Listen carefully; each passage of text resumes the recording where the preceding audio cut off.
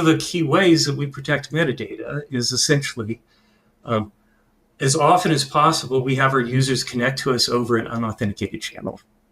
So we don't know who we're talking to, which is fine. I mean, that's great for metadata protection, but how do you make sure that they're allowed to do the things, they're authorized to do the things they should do?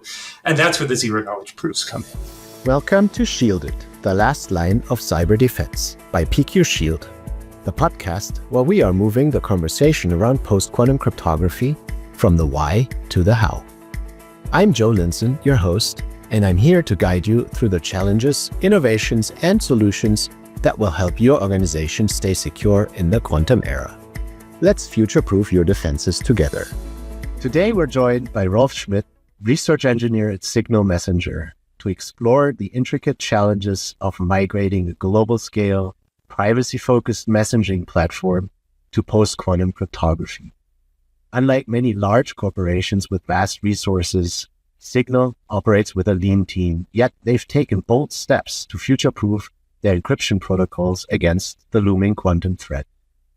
Rolfe will walk us through how Signal has navigated the Harvest Now, Decrypt Later challenge, also known for short as HNDL, the critical role of hybrid cryptography, and why metadata protection in a post-quantum world remains one of the toughest and maybe unsolved problems in secure messaging. So Rolfe, welcome. I hear you love skiing, especially in your home in New Mexico, but also in the Austrian Alps. So, to kick it off, here's the real question. In your experience, what's really tougher, navigating a double black diamond or deploying post-quantum cryptography in a global messenger app?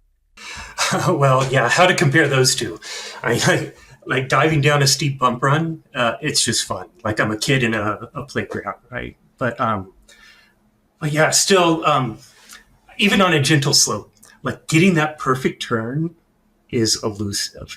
Maybe your hip position's off, you feathered out a little at the apex, right? Or you bit the ski too much, caught you off balance. Nobody else notices, nobody cares, but you didn't do it right.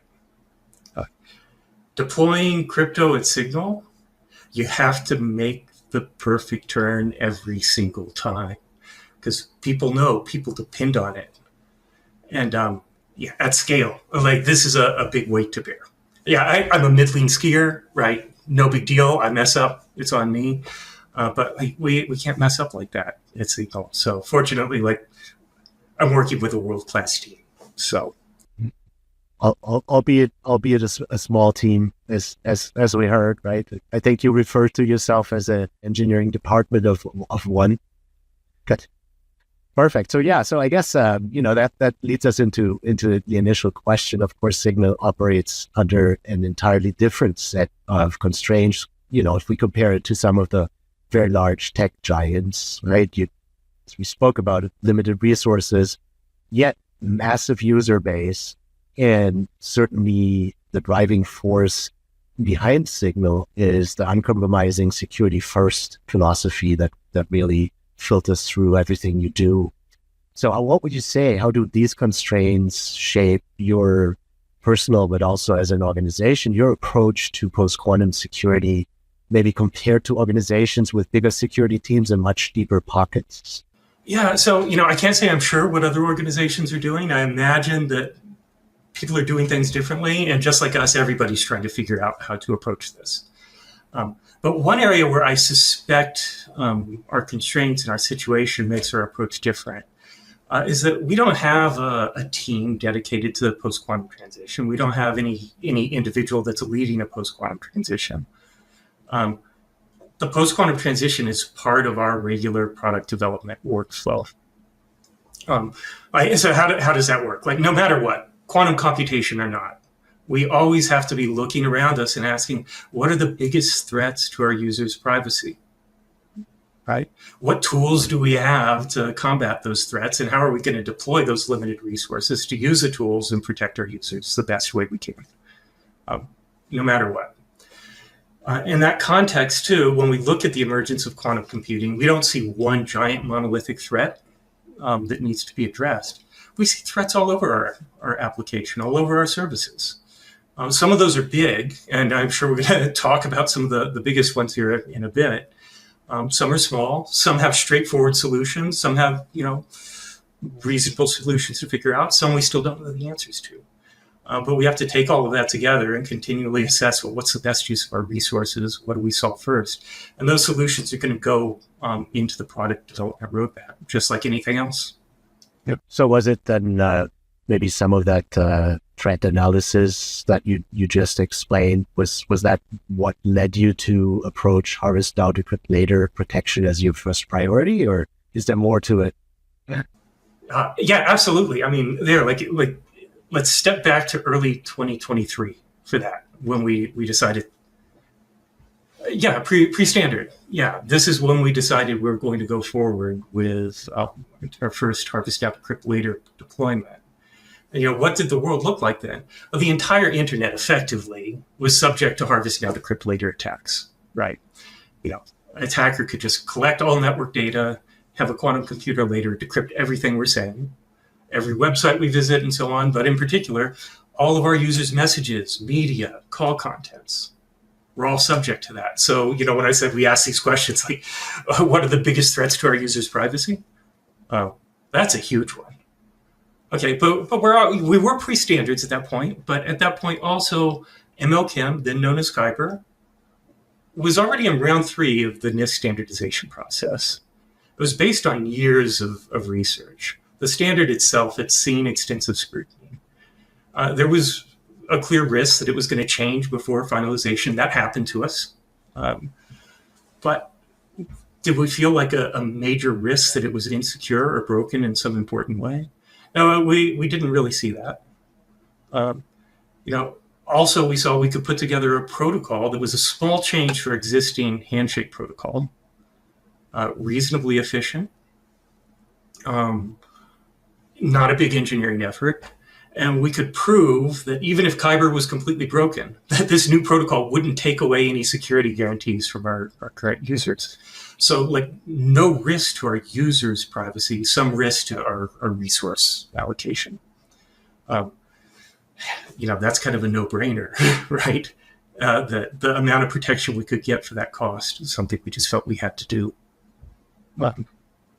And that was also why I suppose that you chose for a hybrid approach first, rather than going for a full PQ only based solution in the protocol that you've implemented already in 2023. So I guess touching on the hybrid discussion is. Your learnings from that, would you consider hybrid as a sort of a stepping stone, as transitioning phase, or will it remain the standard for these type of handshakes in the foreseeable future?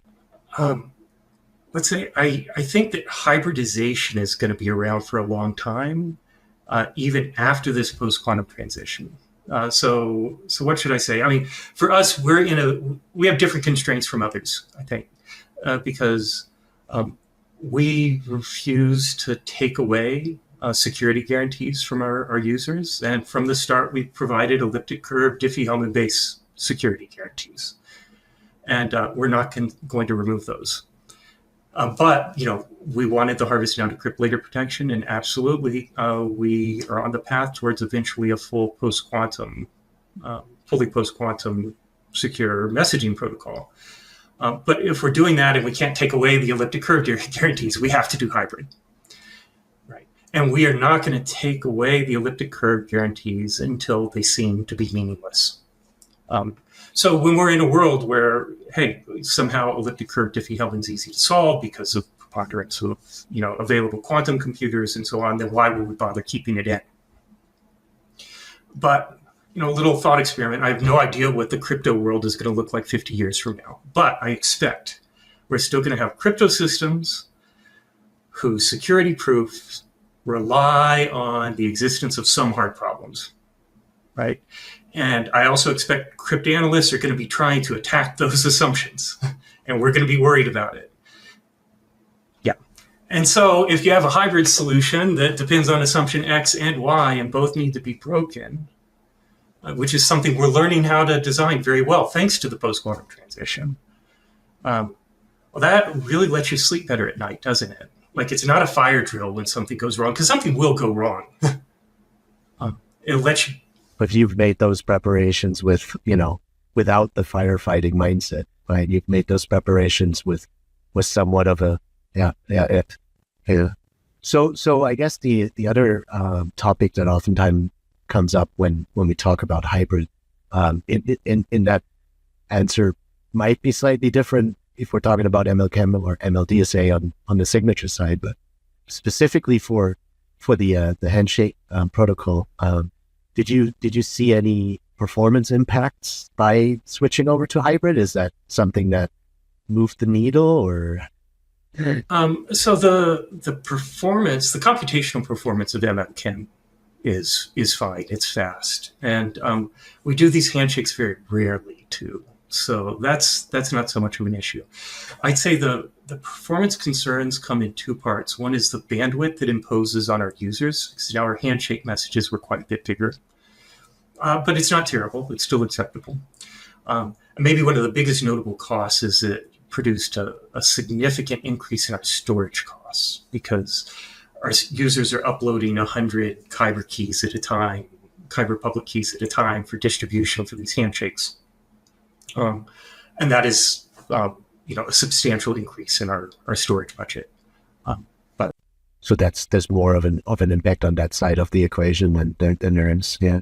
So it sounds like, listening to your explanations, it sounds like that really the decision was to take a modular approach to this migration, right? Where many organizations that maybe haven't started yet or are considering where to start, they really struggle because they see this big mountain that they think they need to climb in like one attempt. And I think, breaking it down in smaller chunks seems like a very wise way of doing it, and tackling the different primitives and stages rather than going full, really a migration rather than a shift. So I guess going back, how did you decide which parts of the stack within Signal's systems to transition first? And, what are the lessons that you learned sort of with your planning on where to start, and then going through that process since 2022, I suppose? Yeah. So, that first decision, while it was a pretty big one, was easy to make for the reasons I said. Just looking at the scale of our user data that was at risk, and, how relatively little investment we had to put in to protect it. So that's an easy sort of decision. Maybe a more typical sort of migration decision we made came last year. We're upgrading the code for one of our hardware enclaves. So we use hardware security to back up two of our systems, Contact Discovery Service and our Secure Value Recovery System. This is like password-based account recovery. The password-based account recovery really just recovers some metadata, so you have the same settings and group information when you come in. It doesn't protect any of your real cryptographic keys or messages. But still, it's important, something we want to protect. And so when we're doing that, MLChem is already standardized. We had the option to upgrade the secure channel that we use to connect our clients into the hardware enclave to use an MLChem key to provide post-quantum harvest down Decrypt Later protection. Took a little bit more engineering effort, both on our clients and the server, but straightforward to do, using a trusted primitive with improving library support. So yeah, we do that. That's just kind of an operational decision as we're making these changes. It's a small additional investment to go ahead and do this. And I think that's what the bulk of our transition decisions are going to look like. Something a little more straightforward. Now, how much of those decisions on changes in those lower level system architectures, how much of that is visible to the user? Like, is there anything that it has changed in the user experience due to some of those migrations? Really not much. It's, I think, almost all transparent. I mean, we try to communicate to let people know the security we're adding, but I think very few people were aware, for example, of that enclave change that we did last year. Right. And then I think, talking about users, of course, one of the core principles within the Signal Foundation is that even you yourself, as the provider, should not know who's talking to whom about what. So it's anonymous credentials and zero knowledge proofs come into play and really play a central role.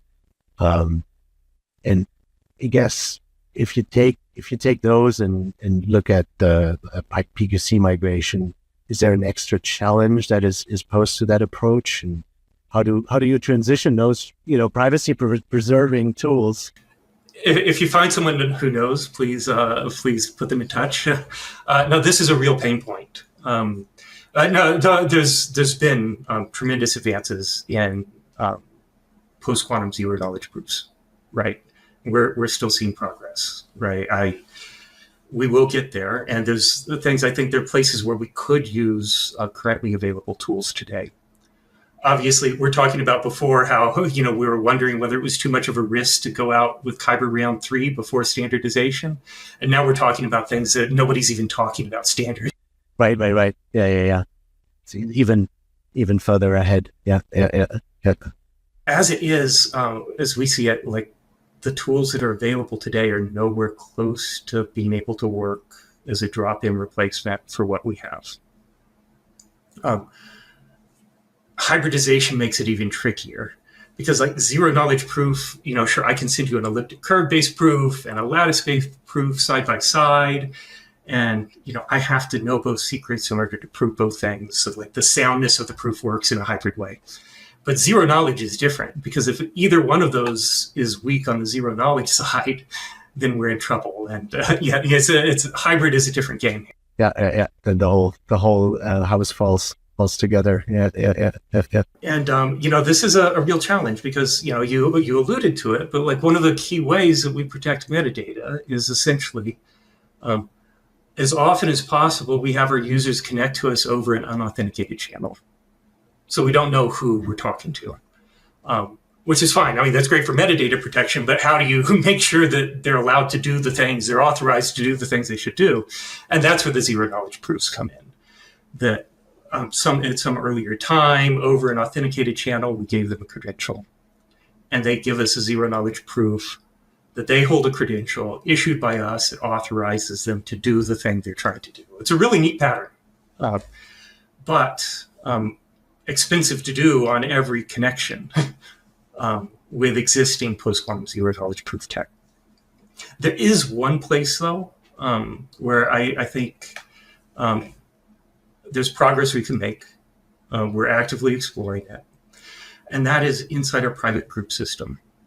Because our private group system maintains a database of encrypted group membership rosters. And, we don't want to know, we can't know who is in a group, right? So this has to be encrypted in a way that we can't see, only group members can see it. So fine, we have this database. But the encryption strategy we're using was designed to play nicely with our zero knowledge proof system. Because of that, it's essentially an elliptic curve, El-Gamal type of encryption. It's not quantum secure. So that means this entire database is a huge harvest now, decrypt later target for our metadata, not for user data, but for the metadata, which we want to protect. So what can we do about it? Like, we don't have an elegant solution, but the path we're exploring is to replace that El-Gamal type encryption with a block cipher. Let's say maybe AES, maybe a proof-friendly block cipher, and then use SNARKs or some other circuit-based proof system to replace the verifiable encryption functions that we have that we need to work with our proof system. And it seems like we'll be able to make something work. We'll kind of assess what the costs are going to be, but we're prototyping that now. So there's a way to address it with sort of the existing toolbox. You don't sort of have to wait for that research to advance to a point where maybe something is on the horizon that rid of a big target, right? It's not going to do everything we want, but it's still an important step. Well, it sounds like the risk that you took by moving over to was then Kyber, now MLChem, that seemed to have played out nicely, right? So far, so good. The other risk taking going forward, to go back to the skiing analogy, maybe sounds like going out on a new snow day with like high avalanche risk and not taking a buddy with you almost. So yeah, probably a different decision to take here, I suppose. So I think a lot of the PQC discussions at the moment, and I've heard many people talk about the fact that maybe it's not just one migration, really it's multiple migrations. If we look at the initial focus, as you said, on Harvest Now, Decrypt Later, and the initial focus on key exchange is sort of the closest goal. I think authentication is an equally critical challenge that organizations also have to tackle. So maybe you can speak a bit more to that as well. Is there a roadmap for PQSave digital signatures as well into the protocol? Or there's three ways authentication comes up for us. I'll put it in three buckets anyway. One, we use plain vanilla signatures throughout the app. And those are RSA or ECC based? Yeah, like elliptic curve digital signal signature. But we use those throughout the app for various reasons. And there's a straightforward path to migration. Like we know what to do. We know how to get a hybrid signature in place. There's still some engineering efforts, some decisions we need to make about exactly how are we storing the keys and publishing them, how are we doing the hybridization in detail and so on. But we have a clear idea of exactly what needs to change, where, pretty much how we're going to do it. And we will do that well before we believe that active quantum attackers are an actual threat. Not only that, likely, I think when we touch those parts of the application and we need to update some of the code that involves that signature, that's a good time to go ahead and put the quantum safe signature into your toolkit, right? To add it to the code base, start working with it, get familiar with the library support. If you need to, develop relationships with the library maintainers. And then as you need to do it on a bigger scale, you're kind of ready. Your engineers know what they're working with. It's no surprises. Yeah. All you do really is turn the dial up and scale it. Yeah. But that is something I feel like, if we decided tomorrow that we just needed to do this wholesale, that we could very quickly put together a plan and execute. So that maybe plays back into the strength of what you mentioned earlier, that this whole migration really is seen as part of the regular roadmap in the development lifecycle, right? It's not something entirely separate. It's part of those work streams within the organization. We've been talking a lot about how Signal is protecting, how you're protecting your own users. But of course, other platforms have adopted the Signal protocol as well. I think WhatsApp, Google Messages are probably the ones to mention. Is there a direct influence on sort of those organizations also relying on the protocol, and what do you see as an additional responsibility once a company decides to use the Signal protocol to also maybe not counteract the transition to post-quantum security? Yeah, so I'm not sure it's my place to say what responsibilities they have. I mean, this is between these organizations and their users, right? And we know there's other. So I'm delighted that they are using the Signal protocol and protecting so many people this way. I just think about how much human communication is going those through must be these billions of messages, so Yeah. tens of billions of messages right. every day. Yeah. And I absolutely applaud them for using this. But we know that some messengers are essentially unencrypted, and the users are fine with that. Sometimes the users may be misled. That's a different story, right? But I'd like to think so. So one, as we're designing our protocols, we're actively working on updating our Ratchet protocol right now, and bandwidth constraints are a really important part of that because we know that WhatsApp is very sensitive to bandwidth. We're very sensitive to bandwidth usage, given the places around the world where people use these as communication tools. And so, we're taking their constraints in mind. We want to build something that they would be happy to use. And I hope our work is also showing that really we can do this today. Like, the time is now. There's no need to wait. Right, and it's provably so because it is being used in the real world by billions of users. Yeah.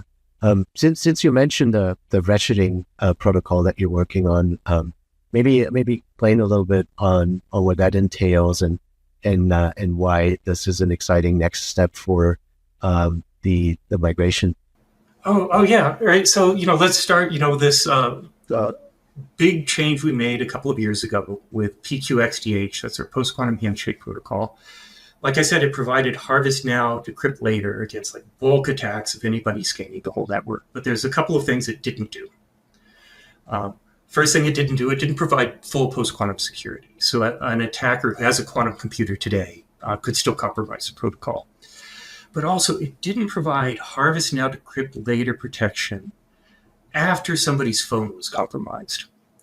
You see, if somebody compromises your phone today without a quantum computer, and you're able to get them off, maybe it's malware or something like that, so you're able to remove the attacker, or it was just a temporary infiltration.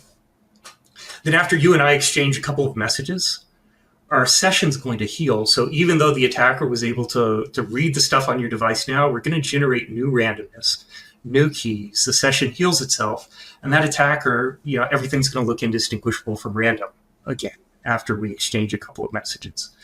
So that's a very nice property called post-compromise security. And we did not have that in a post-quantum sense, right? So we had elliptic curve-based healing, but we didn't have post-quantum healing. And so to have a fully post-quantum protocol and to have harvest now, decrypt later protection, we needed to find a way to also have that property in the post-quantum sense. Apple has a protocol PQ3 that they rolled out, which a lot of neat aspects to that. But unfortunately for us, the way they use bandwidth was not quite acceptable for our use cases.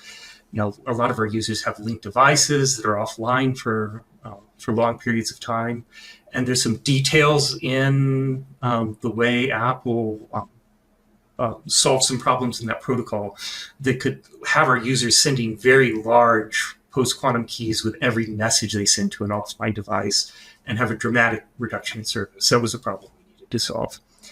And not only that, we saw some possible optimizations when you look at the internal structure of how lattice-based key encapsulation mechanisms work. They look sort of like a non-interactive key exchange, but it doesn't quite work. It's sort of noisy, and we need to send some reconciliation information. But what that means is like part of a ciphertext that we're sending can also act double as a public key. We can reuse it and get a really big bandwidth savings, right? So there's a few aspects like this, a lot of optimizations we can make. And I had some great colleagues, some of PQ Shield, Shuichi Katsumata, Thomas Prest, Benedict Auerbach, Yevgeny Dodis, and Daniel Yost at NYU helping out with this. A few others too are helping different aspects. But really, like, it turned out this is a huge design space, all sorts of optimizations we can make, a lot of complicated decisions. But I think we arrived on some really interesting candidate protocols and optimizations that let us kind of essentially heal as fast as reasonably possible, given a bandwidth constraint. But without the big hit in heating too much bandwidth. Yeah, that's fascinating. So is that I think we've been talking about standards a lot and regulations. So is that something that eventually will find its way into a standard as well, or? Yeah, so I think so. The Signal protocol itself is kind of a soft standard, right? We have detailed documentation on our website, right? But it isn't like no standards body has adopted that, and I think that's the future of this. We're going to continue in that fashion. Now we have an academic paper coming out at Eurocrypt in Madrid in May that describes some of the ideas I was just talking about. That's very, very close by. Sounds like it's far away, but it's already March. That's right. It's coming up. We'll have a talk at Real World Crypto too. Shuichi is going to give that talk, kind of giving an idea of what we're looking at. And hopefully soon we're putting the pieces together. Hopefully soon we'll be in a place we're going to be doing some extensive external review of our protocol before we decide to put anything into production. But I think everything's taking shape, and we'll be able to tell that story in some detail soon. At which point we are going to have detailed standards written up on our website to say exactly what we're doing and how others can do it too. Fascinating. Yeah. So I guess talking about regulatory bodies a little bit more, do you feel like the usual regulatory board bodies like IETF and ISO and many others, do you feel like they should be a bit more proactive when it comes to secure messaging and standards for that, or do you feel like we're in a good state? I'm not sure. I think it's easy to jump the gun a bit, getting too proactive, getting too prescriptive, and like take away some of the flexibility we need when new ideas come up. I think, as we've been designing this ratchet, like the protocols we ended up with are so different from what I thought we were going to do setting out, right? And had we, set it in stone too early, we would have done the wrong thing. I do think that focusing on primitives, like smaller scale tools, is really appropriate at this point. Because it's just wonderful to have a toolkit of primitives with good and improving library support that we can drop into our protocols and explore. Down the road, things mature a bit more. Then sure, I think we can talk. But I personally think that there would be a risk to doing the wrong thing if we got too proactive there. Hinder some of those new approaches rather than enabling them. Yeah. So I think, obviously we've spoken about the challenge of getting real quantum safe zero knowledge proofs a little bit earlier. So I think that's one of the areas that's sort of, pushing the boundary a little bit. Besides that, what else would you mention as sort of the next big thing, the big unanswered question when it comes to post-quantum secure messaging in particular? Yeah, well, there I think like the big questions really depend on what you mean by secure in secure messaging. If you don't care about cryptographic deniability, is something we haven't talked about, but it's one of the properties that we offer our users. Like if you don't care about metadata protection or cryptographic deniability, I think the big question is just when do you do it? Right? Yeah, and I don't let it, there are certainly important design decisions and engineering details. Don't let me belittle that too much. But we're kind of at that point that, well, you can do it. If you care about deniability, then it gets tricky, right? Because post-quantum signatures that are available today won't provide that. And we need some fancier cryptography, things like ring signatures, or authenticated chems, or split chems. And there's been some great advances that I think in the last couple of years, this has become really practical. There are things I see that we could use today. And so there the question is like, okay, do we start pushing development of something like that? Do we work with other people to try to get one of these approaches standardized and start, ensuring we have community library support for something like that before we go forward? Like at what point, what order do we do things in? We still don't feel at immediate risk of an active quantum attack, and that's what this will protect against. So it seems like now maybe it's wise to move a little more slowly, not too slowly. We want to push things forward, right? But try to get everything done right first. But there, I think we're there. Like we've got good solutions now. And so to me, I think that's the big question. It's really nice to be in this situation because just a couple of years ago, like what was available for a deniable post-quantum signature just wasn't acceptable to us. It's a very different landscape now. So it's great to see this progress. Well, that's it reminds me of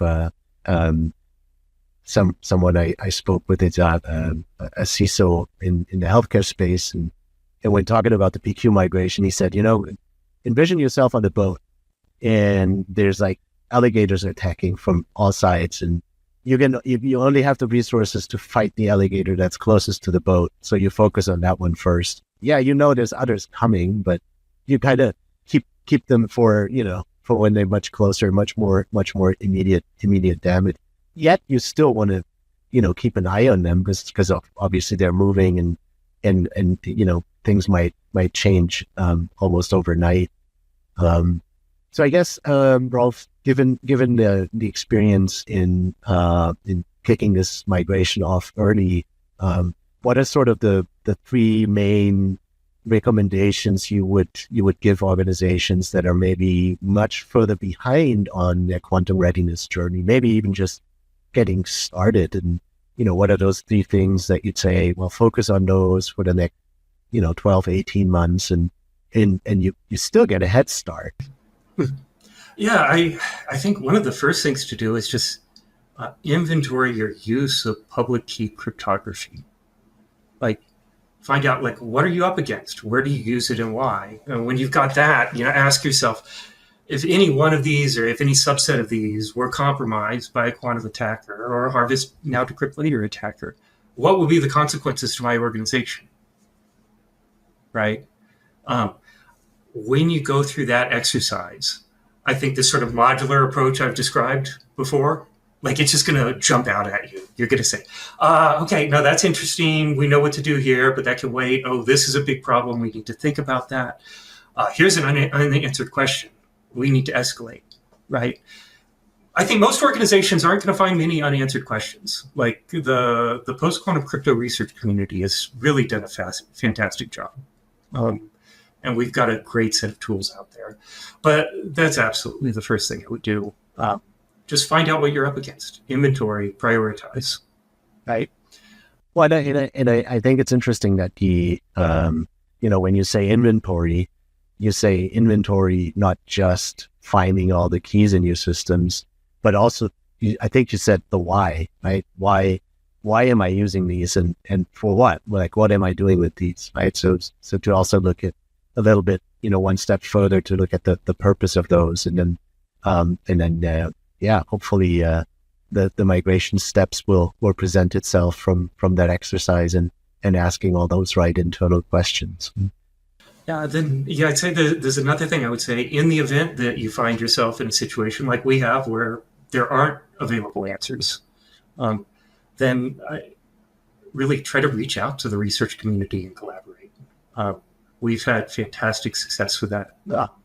There's a lot of really smart people out there that don't know exactly what your problems are, right? But the more use cases we see, the better abstractions we're going to develop, the better tools we'll have. So definitely, get in contact with me too. Like maybe I've got the same problems, right? Yeah, I think that's a successful approach to look at it use case driven and accepting that not every case is going to look the same. So that's fantastic. And well, Rolfe, thanks. This has been a fantastic discussion. And you already offered for people to contact you and sort of look you up and look at your latest research. You did mention a couple conferences where you'd be presenting. So I guess where else can people find you? Probably on the slopes. No, so I'm not really active on social media, but I am on LinkedIn. I don't post very much, but I will put updates about any papers that are coming up and conferences that I'm going to attend. So that's one place you can find me. I think I can also share my contact information at Signal if anybody would like to get in touch too. And beyond that, I think just Signal Messenger itself, our organization, you can follow what we're doing on social media. On our blog, you can expect some blog posts coming up about new features and developments in post-quantum crypto and a few other things. And so that's a good place to keep in touch with what we're doing. And if you really want to get into the nuts and bolts, like the real fruit of my labor shows up on our open source GitHub repos. So, yeah. Thanks again, Rolf. This has been an exciting conversation, and looking forward to reading much more on those upcoming blog posts and further the migration towards full post-quantum security. Yeah, great. Thank you. The quantum era is already here. With the right tools, the right knowledge, and the right mindset, together we can face it head on. To find out more about PQ Shield and how our cutting-edge solutions can help you secure your data against the quantum threat, visit pqshield.com. Make sure to search for Shielded, the last line of cyber defense, in Apple Podcasts, Spotify, or anywhere else you get your podcasts. Don't forget to click subscribe so you never miss an episode. On behalf of the team here at PQ Shield, thanks for listening.